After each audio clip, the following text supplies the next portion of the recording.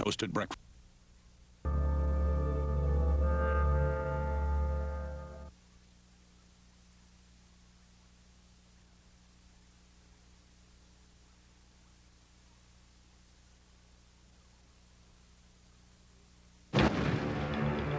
There is only one time when history is not historic, and that is when it is being made.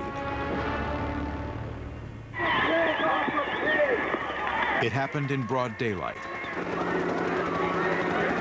on the campus of Kent State University in Ohio during a protest rally against the Vietnam War. In a shocking 13-second burst of gunfire, members of the Ohio National Guard killed 4 unarmed college students and wounded 9 others. It is an event preserved in time, thanks to a wealth of raw, tangible evidence. Students now across the commons are throwing insults. They're yelling murderer. You may think you know what happened, but the reality lies on the edges of history. To find it, we will look at the different elements in a fresh light, including the emotional account of an indicted National Guardsman who has agreed to his first television interview. This is the story of a day that rocked America to its core. This is Kent State, from uprising to occupation. How it happened, how it looked, how it was.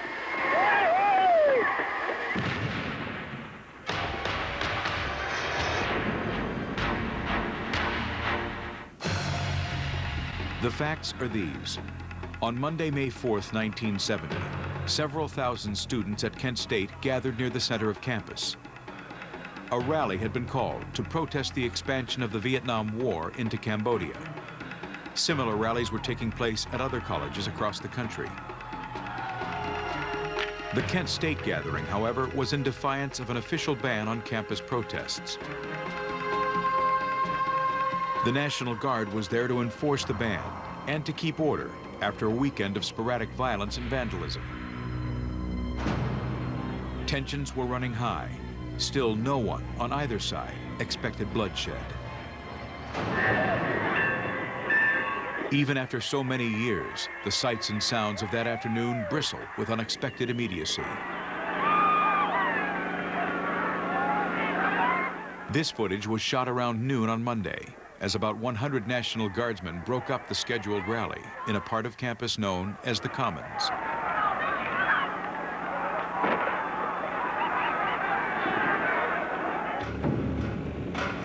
At around 12:25 p.m., hundreds of students are watching when the guardsmen near the top of a rise called Blanket Hill. A handful of students throw stones. As the troops crest the hill, some of them turn back. First a few, then several more. There's a gunshot, perhaps 2, followed immediately by a barrage.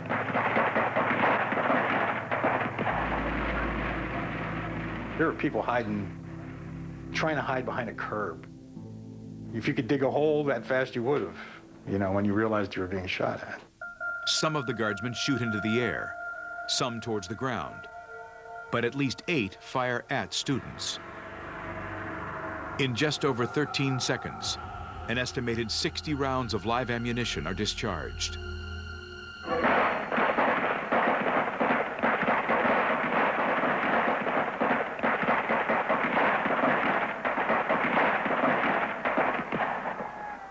I could hear the bullets hitting the ground around me, and I'm thinking, why are they shooting at me? Oh my God, this is crazy.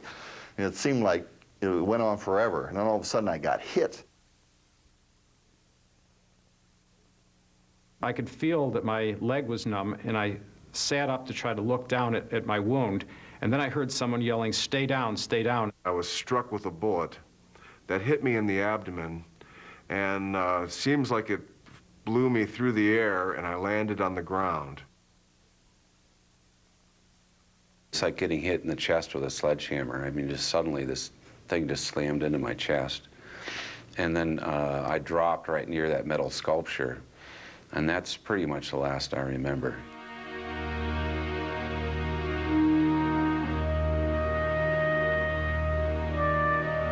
As the gun smoke clears, the guardsmen turn and march back through the commons. Left behind are the shell-shocked, the wounded, and the dead. Jeffrey Miller, Alison Krauss, Sandra Scheuer, and William Schroeder. Schroeder and Scheuer were not part of the protest. They were simply on their way to class.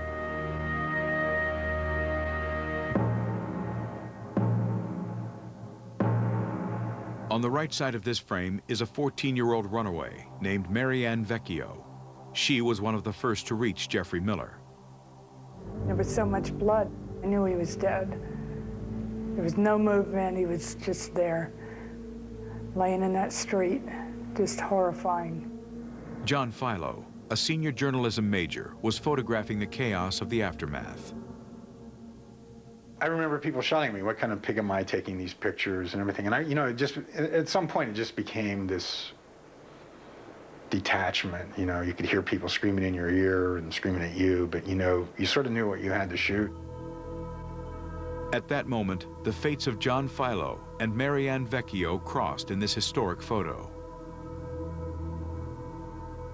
I just, I, you know, wanted to help, but there was nothing to do, and I just was screaming. She just sort of lets out with this scream, you know, and it was an automatic picture. It's an image that captures the essence of an unthinkable horror. American soldiers had shot American students on American soil.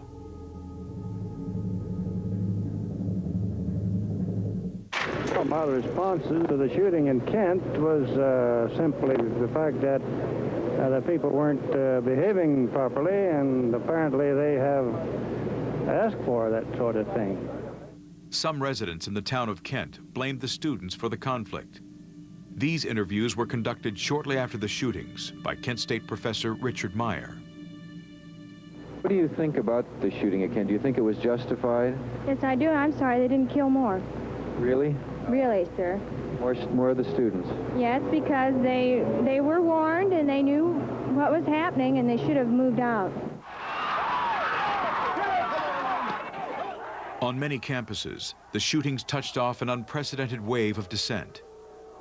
Demonstrations broke out at more than 1,300 colleges nationwide. 10 days after Kent State, Jackson State University in Mississippi was stunned when 2 students were killed by police as protests over the Kent State shootings spun out of control.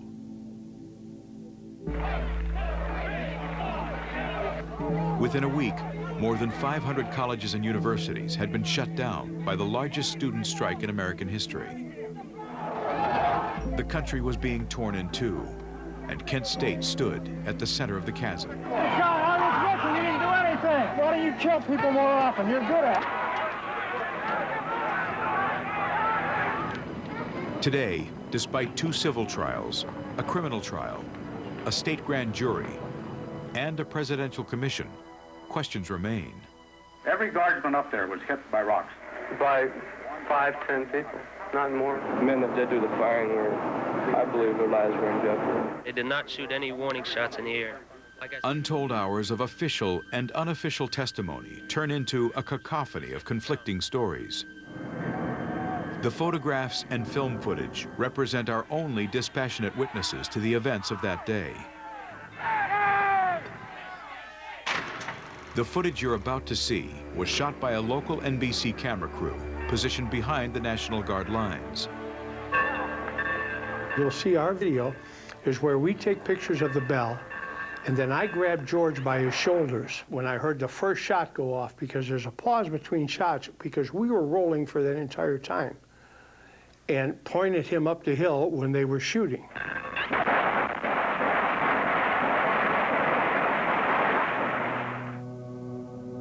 Student photographers captured the key moments surrounding the shooting from a much different perspective. John Darnell took these photos at the moment the firing commenced. The FBI's told me it's something like 1.2 seconds after the shooting began, I started to take these series of 3 photos. I'm not even so sure I realized they were firing real bullets. I just took my photos. These photographs, along with dozens of others taken that day, revealed a bitter truth for the country. The Vietnam War had come home.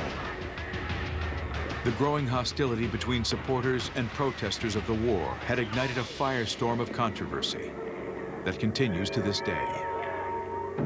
After all these years of consideration, I'm convinced of one thing. What we saw on May 4th, 1970 was a 24-minute hunting expedition. Everybody knows that nothing puts a damper on the right moment like an interruption. The good news is it could wait till later, because for guys like me with ED, there's Cialis. Cialis is the only erectile dysfunction tablet clinically proven to both go to work fast in as little as 30 minutes for some men and work up to 36 hours. No other ED tablet can do both. Work fast or give us the option of having up to 36 hours to get back to what got interrupted. And Cialis works so that I can respond to Sally only when we're ready. Tell your doctor about your medical condition and all medications and ask if you're healthy enough for sexual activity. Don't take Cialis if you take nitrates for chest pain, as this may cause an unsafe drop in blood pressure. Don't drink alcohol in excess with Cialis. Side effects may include headache, upset stomach, delayed backache, or muscle ache. To avoid long-term injury, seek immediate medical help if you experience an erection lasting more than 4 hours. If you have any sudden decrease in hearing or vision, stop taking Cialis and call your doctor right away. Why ask your doctor about Cialis? Because when the moment is right, you can be ready. 7-Up has 100% natural flavors for naturally better taste. And who can resist that? 7-Up, with 100% natural flavors. 50's the new 40. Let's get real. What should never grow old are your dreams. And for that, you don't need a nip and a tuck. You need a plan. Find out why more people come to Ameriprise for financial planning than any other company. I want to be home. I mean, a new home. Now's a great time to buy a home. RE/MAX.com shows you all the listings in thousands of cities and towns. Visit RE/MAX.com today.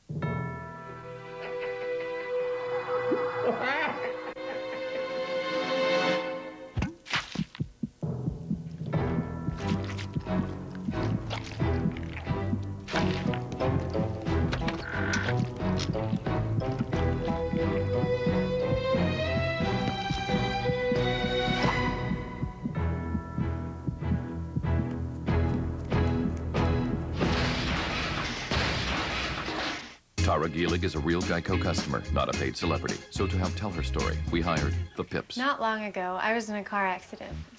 Ooh, fender bender.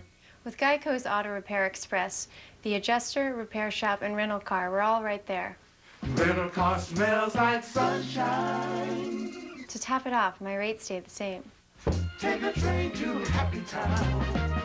Woo-hoo. Geico, real service, real savings. Woo-hoo. Tonight, about a third of the building has been blown away. They were convicted of committing one of the worst terrorist attacks on this country, the Oklahoma City bombing. But some claim Timothy McVeigh and Terry Nichols didn't act alone. Tim McVeigh had no experience that would equip him to engineer such a successful bomb. What critical piece of evidence did the FBI overlook? Does it embarrass the FBI? You bet. The final report, Oklahoma City bombing, tonight at 9 Eastern on National Geographic.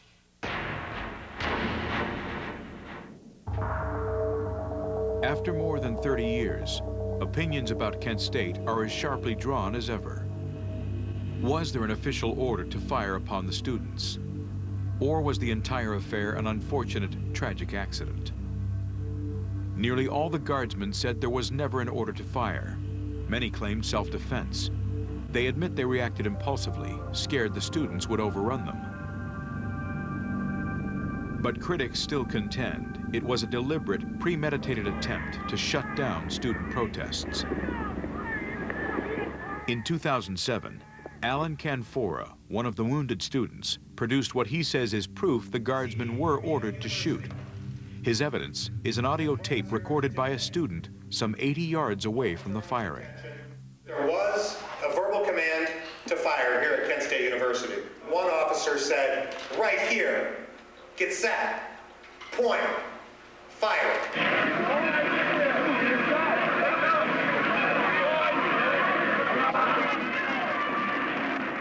Though the raw tape may sound inconclusive, Canfora is convinced that eventually an analysis of the master recording will prove him right. But one of the guardsmen present that day contends the order to point weapons is highly unlikely.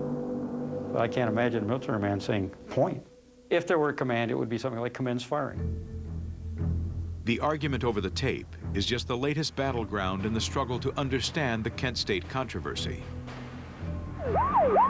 But without context, there can be no real understanding, because what happened that day didn't happen in a vacuum. The 1960s were about much more than hippies, free love, and rock and roll. The struggle for civil rights and an unpopular war in Southeast Asia became the flashpoints of social, political, and cultural upheaval, spearheaded by the nation's youth. For many Americans, the threat to the status quo was embodied by radical organizations like Students for a Democratic Society. The SDS grew out of the civil rights movement and gathered force with their crusade against the Vietnam War. The group was active on many campuses nationwide, including Kent State. What they're doing is hoping that they can somehow scare us into not being ourselves. It was a student movement that suited the purpose of the times, which was to empower young people and students at a time when we couldn't vote, completely disenfranchised, but we could be drafted. In 1970, the voting age was 21, yet any male 18 to 25 years old could be drafted and sent to Vietnam. Draft had a large part to do with the anti-war movement. Everyone in high school in 1969 and 70 knew that they were either going to face the draft immediately or after some time in college if they got a 2S deferment. The combination of the draft and an increasingly unpopular war created the perfect breeding ground for unrest.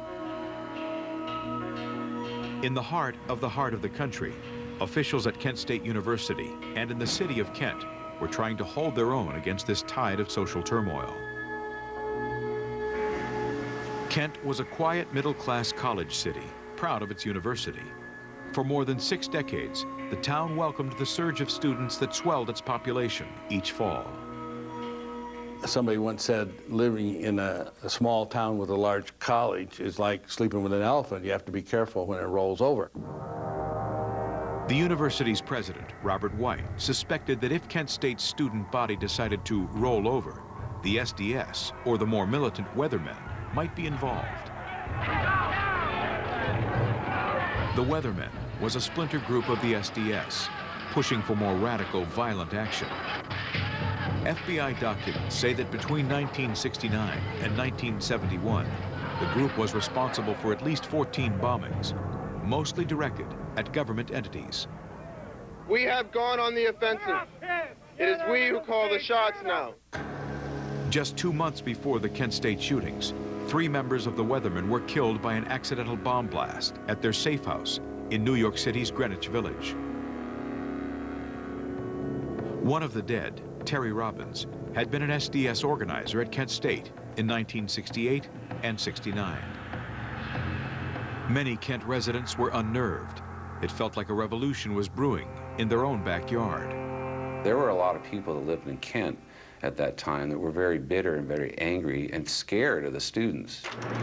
We're all scared. When kids come in here and tell me they're going to burn my building down, unless I do what they want me to, then I think it's time we make an issue of it. The fear and anger created by the anti-war movement stretched well beyond Kent's main street, all the way to 1600 Pennsylvania Avenue in Washington, D.C. Richard Nixon had been elected president just over 18 months earlier, partly because of his promise to end the war. The year before, Nixon had initiated the bombing of North Vietnamese camps in Cambodia. The action was kept largely secret from the public and most of Congress. But the bombing had limited success in stopping the Vietnamese infiltration. Now the U.S. was preparing to send ground forces into Cambodia, technically a neutral country. Nixon approved the operation in late April 1970. In cooperation with the armed forces of South Vietnam, attacks are being launched this week to clean out major enemy sanctuaries on the Cambodian-Vietnam border. People were so furious about the invasion of Cambodia. There was a lot of rage. It just seemed to almost represent our worst nightmare. Protesters painted anti-war slogans on storefront walls in downtown Kent. A campus protest rally was called for noon the next day. Little did anyone know it would lead to a weekend of violence that would mark the end of America's innocence.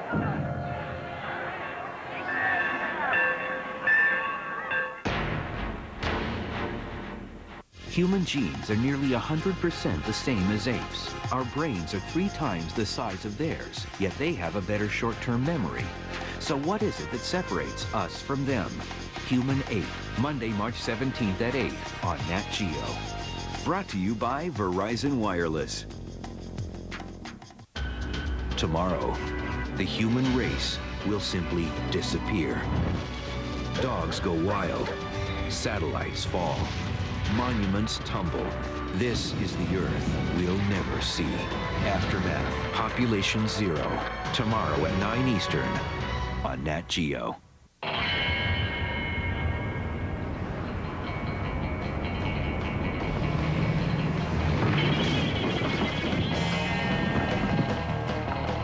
Super handling all-wheel drive. It's the most thrilling way to carve a corner. And it's only from Acura. Acura Advance. Take advantage of attractive financing on select Acura models for well-qualified customers. The sun is there. I mean, there's an endless supply of it. Let's start working on solar power. That would be huge. Solar, I think. What happened to solar? Even though we don't get a lot of sunlight here, we actually get enough to, power your home. It makes so much sense to me to harness that and use that to produce electricity than some of the other ways that we produce electricity in this country.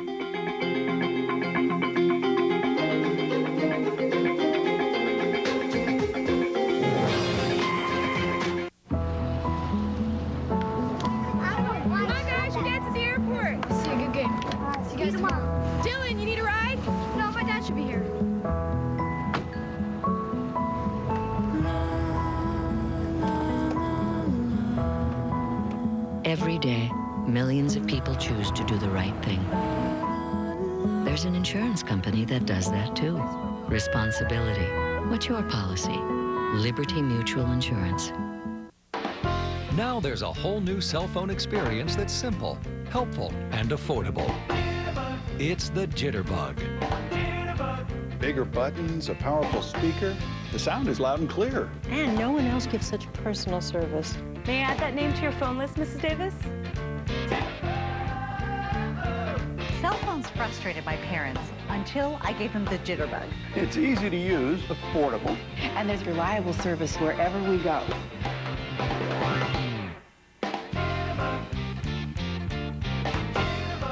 I don't have time for a complicated phone. Everything about Jitterbug is simple. You gotta love that.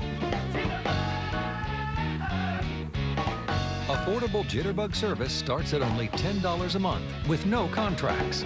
Order now with your valid credit card and get a free car charger. 1-800-346-4005. Thursday, we're going to break apart golf balls. Titleist will show us their secret recipe. Who knew boats get so much speed from fiberglass shot out of a gun? Who knew? With Marshall Brain, part of Engineering Thursdays, premieres this Thursday at 9 Eastern on Nat Geo. In the oil business, secrets are worth hiding. We're not saying anything about what we found. How much is really out there? Explore Alaska's Last Oil. Premieres tomorrow at 8 on Nat Geo. This is not an invasion of Cambodia.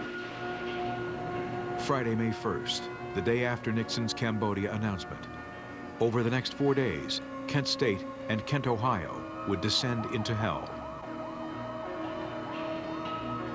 These photographs show how it was on Friday afternoon. The weekend began with the first on-campus anti-war rally in 2 weeks.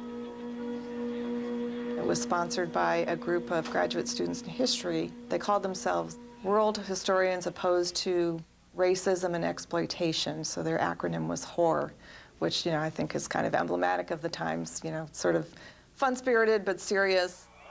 Another rally was announced for the next Monday.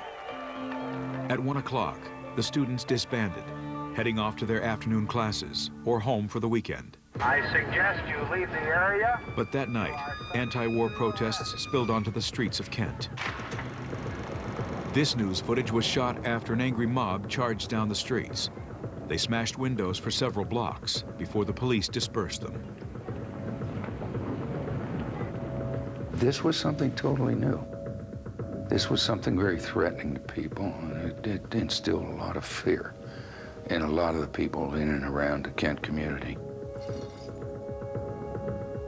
Saturday was quiet in town as store owners, some aided by student volunteers, cleaned up in the wake of the disturbance. But rumors of more trouble were rampant. We were told by some of the people on campus, some of the students, that at 8 o'clock that building's going up. And that was pretty good information.